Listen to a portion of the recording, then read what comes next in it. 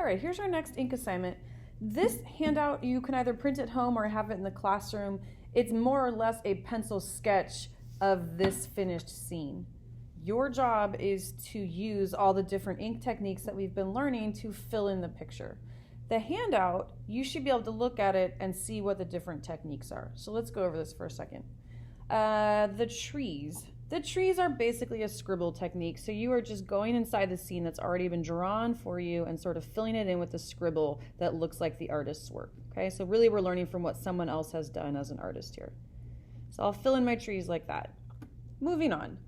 The hillside that's back in here, this whole area, that was all filled with cross-hatching. So I want to see you guys using the cross-hatching technique and trying to approximate her values to fill in that part.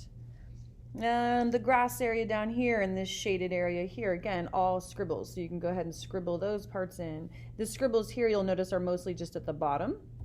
As we move into the grass down here, I'm seeing the scribbles that are really dark here and just a few loose scribbles. Try to go over some of the lines that were already given so we can sort of camouflage them. Moving into the water scene, this is all the hatching, those single parallel lines. So as you're working across the water, you're trying to do these lines very lightly and add them in where you see more and where you see less. Notice down here as you get close to the lily pads, how it's reflecting the trees up in the sky.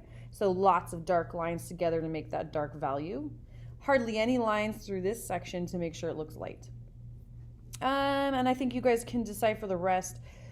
Tree trunk, I want to go over really quickly. It's all these long parallel lines. Draw really lightly. Try not to use too much pressure, but you're pulling these long, almost wavy kind of lines down the page. Let's not say wavy. I'm not talking wavy. I'm talking kind of wobbly, so they're not perfectly straight like a grid.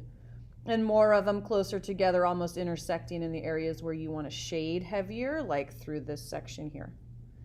And of course, you're going to darken in the holes. Dark shadows in here.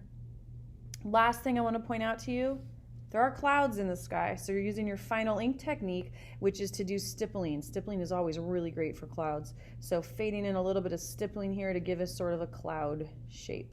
You may want to use a little pencil to give yourself an outline to work on. I don't really care. You can just go for it if you want to, but there's the image to look at. If you have any questions, come see me. The whole picture should be finished.